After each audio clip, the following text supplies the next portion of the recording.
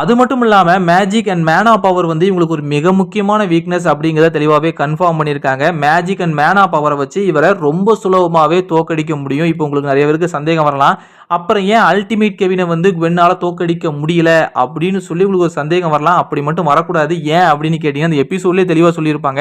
நம்ம குவென் வந்து அந்த நேரத்தில் கெவினை ஹர்ட் பண்ணணும் அப்படின்னு சொல்லி நினைக்கவே இல்லை. அவருடைய மைண்ட் வந்து அந்த இடத்துல கன்ஃபியூஸ் ஆகிருக்குது.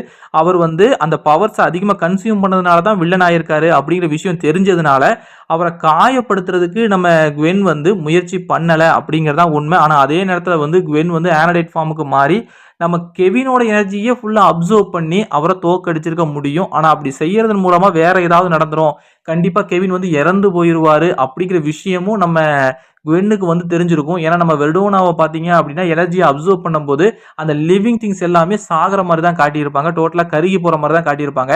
அதே நிலைமை எங்க கெவினுக்கு வந்து